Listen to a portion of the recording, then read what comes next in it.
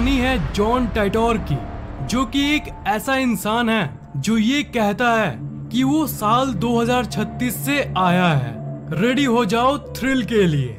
नवंबर 2, 2000 एक internet discussion forum में जहां पर लोग आपस में बात करते हैं, उसमें एक नया मेंबर ज्वाइन हुआ और उसके अकाउंट का नाम था जॉन टाइटोर और उसने ये पोस्ट किया, हेलो दोस्तों, मैं एक टाइम ट्रेवलर यानी समय यात्री हूँ और मैं साल 2036 से आया हूँ। साल 1975 में गया था एक IBM 5100 कंप्यूटर लेने, क्योंकि साल 2036 में हमारे टीम को उसकी जरूरत थी। और 1975 से 2036 वापस जाते समय मैं बीच में साल 2000 में रुक गया हूँ, क्योंकि मुझे देखना है कि पास्ट कैसा था और Y2K नाम की एक कंप्यूटर प्रॉब्लम को भी मुझे देखना था।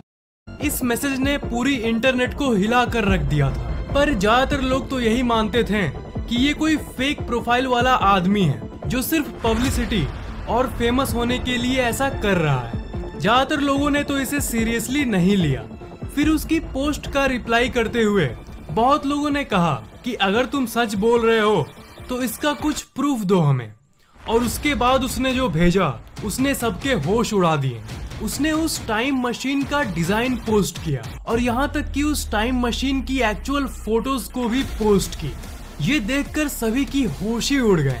किसी को समझ नहीं आ रहा था कि ये क्या हो रहा है। जॉन टाइटोर का ये कहना था कि वो एक आर्मी है साल 2036 में और उसके दादाजी IBM कंप्यूटर कंपनी में जॉब करते थे और इसलिए उसके कॉन्टैक्ट्स, उसकी जान पहचान IBM में थी। और IBM कंप्यूटर ही एक ऐसी चीज थी जो उसकी भविष्य की कंप्यूटर प्रॉब्लम को सॉल्व कर सकती थी।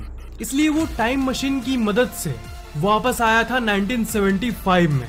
आपके मन में ये सवाल आ सकता है कि अगर वो सच में फ्यूचर से आया था तो उसे तो पता ही होगा कि आगे क्या होने वाला है, तो क्या उसने किसी घटना के बारे में बताया था? जी हाँ, यही तो अजीब बात है, उसने बहुत कुछ बताया था। जॉन टाइटोर ने एक पोस्ट किया था जिसमें उसने कहा था कि पेरू में एक बहुत ही बड़ी अर्थक्वेक आने वाली है। एंड गेस व्हाट, उसके उस पोस्ट के कुछ महीनों बाद ही 23 जून 2001 में पेरू में इतिहास का सबसे भयंकर भूकंप आया। उसने ये भी वार्निंग दिया था हम लोगों को कि तुम लोग स्पेस शटल ओवरहीटिंग प्रॉब्लम को सॉल्व कर लो, नहीं तो भविष्य में बहुत बड़ा हादसा हो जाएगा। और इस पोस्ट के बाद 21 फरवरी 2003 में हमें ये घटना एक्चुअल में देखने को मिली। कोलंबिया स्पेसक्राफ्ट इसी दिन दुर्घटनाग्रस्त हुआ था। उसने और भी बहुत सारे बातों को बताया, जैसे ओलंपिक 2004 ही सबसे आखिरी ओलंपिक होगी और कई तरह के अलग अलग घटनाओं के बारे में कहा। पर जैसा कि हम जानते हैं ये सब बातें गलत साबित हुई और उसकी सारी बातों की एनालिसिस की जाए तो लगभग आधी बातें झूठी साबित हुई और आधी बातें सच्ची। पर अगर आप डीपली इसे देखोगे तो किसी इंसान की आधी भविष्यवाणी सच कैसे हो सकती है और वो भविष्य के बारे में इतना कुछ कैसे जान सकता है। जॉन टाइटोर के ऊपर एक किताब भी लिखी गई और इसका नाम था John Titor a time traveller's tale. March 2001 को जॉन टाइटोर ने अपना आखिरी पोस्ट किया, मतलब इस डेट के बाद उस अकाउंट से आज तक कोई पोस्ट नहीं हुई और एक रहस्य बन के वो हमेशा के लिए गायब हो गया। A man in a plane. 1954 में एक प्लेन जापान के एयरपोर्ट पे लैंड किया और उस एयरपोर्ट से एक नॉर्मल सा इंसान बाहर की तरफ निकल रहा था। और जैसा कि आपको पता होगा, एक जगह में बीच में पासपोर्ट चेकिंग होती है, तो वो वहाँ अपना पासपोर्ट दिखाने के लिए रुका। पर वहाँ पर जो हुआ वो कुछ ज्यादा ही अजीब था। वो इंसान एक बिजनेसमैन टाइप लग रहा था और ऐसा प्रतीत हो रहा था जैसे ये अपने बिजनेस ट्रिप पर है। पर जब इसका पासपोर्ट चेक किया गया तब वो पासपोर्ट एक यूरोप की कंट्री टॉरेड की थी। पर जानते हो, टॉरेड नाम का कोई जगह असल में एग्जिस्ट करता ही नहीं। शुरू में ऑफिशियल लोगों को लगा कि ये कोई पासपोर्ट की गलती है, पर उसी समय उस इंसान ने खुद अपने मुंह से ही कह डाला कि नहीं, कोई गलती नहीं है, मैं टॉरेड का रहने वाला ही हूँ। और तुम लोग ये कैसे कह सकते हो कि टॉरेड नाम का कोई देश है ही नहीं? मेरा देश तो हजारों सालों से यूरोप में है और टॉरेड से जापान का ये मेरा पहला ट्रिप नहीं है। मैं यहाँ पर पहले भी कितनी बार आ चुका हूँ। वो इंसान बहुत गुस्सा हो गया था। जिस कंट्री से कोई बाहर आए ट्रिप के लिए और बाद में किसी को पता चले कि वो कंट्री एग्जिस्ट करता ही नहीं है तो कैसा लगेगा। ऑफिशियल लोगों के इंस्पेक्शन से ये इंसान बहुत फ्रस्ट्रेट हो गया। प्रूफ के लिए उसने अपना पासपोर्ट ओपन करके दिखाया। पासपोर्ट पर बहुत सारे जेन्युइन सील्स लगे थे, स्टैम्प्स भी लगे हुए थे जो कि बिल्कुल जेन्युइन था।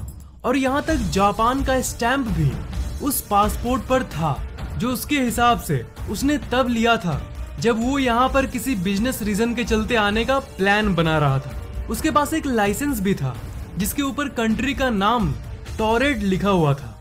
फिर ऑफिशियल्स ने उसे एक मैप दिया और ये कहा कि तुम्हारा कंट्री टोरेड मैप पर कहाँ पे है, जरा बताओ तो। और उसने पॉइंट भी किया फ्रांस और स्पेन के बीच में एक छोटी सी एरिया पे। उसने ये कहा कि यहाँ पर टोरेड है, पर जैसा कि आप जानते हो मैप के इस जगह पर दो ही कंट्रीज हैं, फ्रांस और स्पेन। यहाँ टोरेड नाम का कोई भी देश नहीं है और इसलिए उस इंसान को एक सिक्योर्ड होटल रूम में भेज दिया गया। वो इंसान मान गया और ऑफिशियल्स ने उसे ये कहा कि सुबह में इंस्पेक्शन के बाद, तुम्हारी जांच के बाद हम तुम्हें छोड़ देंगे। तब उस रात के लिए उसे एक होटल रूम में भेज दिया गया फुल सिक्योरिटी के साथ। अगले दिन ऑफिशियल्स वापस उस इंसान को लेने आए। जब उन्होंने उस रूम को खोला तब उन्होंने देखा कि वो आदमी गायब था। ये बहुत अजीब बात है कि इतने फुल सिक्योरिटी के बावजूद भी वो इंसान कैसे भाग सकता है। रात भर सिक्योरिटी गार्ड्स ने उस पर नजर बनाए रखा था पर वो रहस्यमयी तरीके से गायब हो गया। और जो लाइसेंसेस और डॉक्यूमेंट्स ऑफिशियल्स ने उस इंसान से लिया था वो जो ऑफिशियल्स के रूम में रखा गया था वो भी किसी रहस्यमयी कारणवश वो भी गायब हो गया। पर इस घटना के बारे में कहीं उतनी बात नहीं की गई, न्यूज कवरेज या अटेंशन दी ही नहीं गई। इस घटना के 35 साल बाद इस किताब के जरिए, जिसका नाम था द डायरेक्टरी ऑफ पॉसिबिलिटीज, लोगों को इस घटना के बारे में पता चला। और एक किताब जिसका नाम था स्ट्रेंज बट ट्रू, उस किताब में भी इस घटना के बारे में जिक्र किया गया। इस घटना को कोई भी आज तक नहीं समझ सका कि ये आखिर हुआ क्या था। बहुत सारी थ्योरीज बनाई गई पर सबसे फेमस थ्योरी ये कहती है कि ये एक दूसरे पैरेलल यूनिवर्स का इंसान था जो हमारे इस यूनिवर्स में किसी ग्लिच के चलते शिफ्ट हो गया था। पैरेलल यूनिवर्स का कॉन्सेप्ट ये कहता है कि बहुत सारे यूनिवर्सेस इस एग्जिस्टेंस में हैं। मतलब सारे यूनिवर्सेस में से एक यूनिवर्स में एक ऐसा भी यूनिवर्स है जहां पर टोरेड नाम का एक यूरोपियन कंट्री सच में है। और उसी ब्रह्मांड से हमारे ब्रह्मांड में ये इंसान किसी तरह स्लिप कर गया और फिर रात में ही वो किसी तरह अपने यूनिवर्स में वापस लौट गया था। और क्योंकि वो हमारे यूनिवर्स में कभी एग्जिस्ट करा ही नहीं था, इसलिए उसके साथ साथ उसकी जो लाइसेंस और डॉक्यूमेंट ऑफिशियल्स ने लिया था वो सब भी गायब हो गया। दूसरी थ्योरी ये कहती है कि वो इंसान फ्यूचर से आया था। हो सकता है कि भविष्य में टोरेड नाम का कोई जगह होगा जहां से ये इंसान टाइम ट्रेवल करके जानबूझकर आया होगा, सिर्फ ये देखने के लिए कि पास्ट कैसा था। और इसके आसपास कोई ऐसी सीक्रेट डिवाइस होगी जिससे वो होटल रूम के अंदर ही अपने यूनिवर्स में वापस लौट गया। कौन सी थ्योरी सही है कोई नहीं जानता, पर ये एक बहुत बड़ी मिस्ट्री जरूर है। Mysterious incident of time slip. Time slip उस फेनोमेनन का नाम है जिसमें आप एक समय से दूसरे समय में अचानक से स्लिप हो जाते हो। एग्जाम्पल दूं तो मान लो आप अपने घर के आसपास के एक मॉल में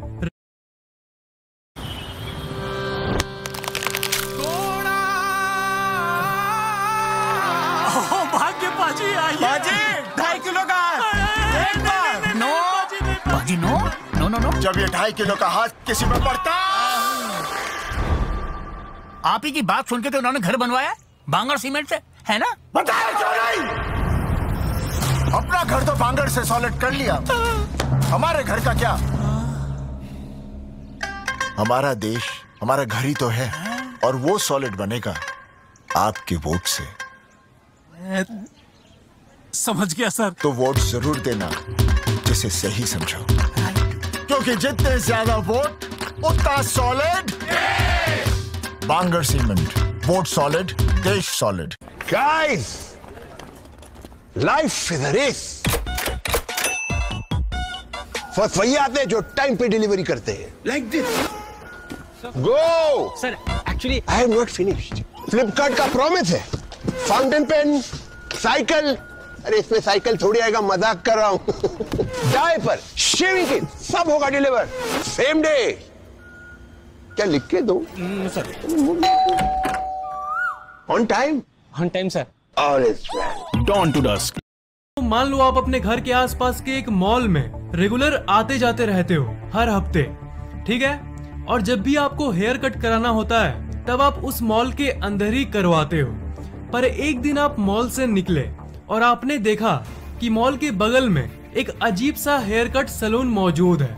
आप उस सैलून में गए अपना हेयर कट करवाने, फिर आप वापस अपने घर चले गए। घर आने के बाद आपने ये देखा कि आपका हेयर कट तो बहुत अच्छा है, तो आपने ये डिसाइड किया कि अब से आप अपना हेयर कट हमेशा वहीं करवाएंगे, उस छोटी सी सैलून से, ना कि उस मॉल से। पर जब आप नेक्स्ट बार उस जगह पर गए तो आपने देखा कि कोई सैलून मौजूद ही नहीं है, और अपने आसपास के लोगों से पूछा कि यहाँ एक सैलून था ना, मैं तो कुछ दिन पहले ही यहाँ आया था। तो उन्होंने कहा कि नहीं, तो यहाँ पर तो कोई सैलून नहीं है। सैलून था पर आज से 10 साल पहले, जो कब का बंद हो चुका है। तो यहाँ पर क्या हुआ, आप थोड़ी देर के लिए टाइम स्लिप का अनुभव कर रहे थे। मतलब 10 साल पहले वाला टाइम आप थोड़ी देर के लिए अनुभव कर पा रहे थे, और 10 साल पहले वाले सैलून में आप अपना हेयर कट करवाए थे। हालांकि विज्ञान नहीं जानता कि टाइम स्लिप सच में होती है या नहीं, पर बहुत सारे लोगों ने अनुभव जरूर किया है। 2006 में सेन नाम का एक चोर लिवरपूल इंग्लैंड की एक दुकान से चोरी करके भाग रहा था, और सिक्योरिटी गार्ड उसे पकड़ने की कोशिश कर रहे थे। भागते भागते अचानक से सीन की चेस्ट पर दर्द हुआ और वो बेहोशी फील करने लगा, पर उसने अपने आप को संभाल लिया। पर नीचे झुके हुए पोज से जब उसने अपना मुंह ऊपर उठाया आगे भागने के लिए, तब उसने ये देखा कि सब कुछ बदल गया है। सिक्योरिटी गार्ड गायब है और आसपास के घर और रोड पूरे तरीके से बदल गए हैं, और लोग भी अजीब पुराने जमाने के ड्रेस पहने हुए हैं। फिर उसने दौड़ के एक न्यूज़पेपर की शॉप पर डेट देखा, और उसने देखा कि ये 1967 है। मतलब 2006 से 1967, मतलब वो 39 इयर्स समय में पीछे आ गया था। जो गार्ड उसका पीछा कर रहा था उसने ये बताया कि रोड के बीच में ही वो इंसान अचानक से गायब हो गया था जब वो उसका पीछा कर रहा था। ऐसे घटनाएं बहुत लोगों ने अनुभव किया है। तो थ्योरी ये कहती है कि वो साल 2006 से टाइम स्लिप के चलते ही 1967 में गलती से चला गया था, पर लकीली वो वहां 1967 में बेहोश हो गया था।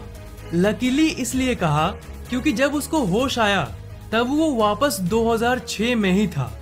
वो सिक्योरिटी गार्ड और सेन दोनों कंफ्यूज थे कि आखिर उन लोगों के साथ हुआ क्या। ये कहानियां सच है कि नहीं, ये तो कोई कंफर्म नहीं कर पाया है, पर लोग दावा आज भी करते आए हैं। क्या आपको टाइम में पीछे और आगे जाने वाले सच्चे अनुभव और घटनाओं के बारे में और सुनना है? इस वीडियो का एक और पार्ट लाऊं?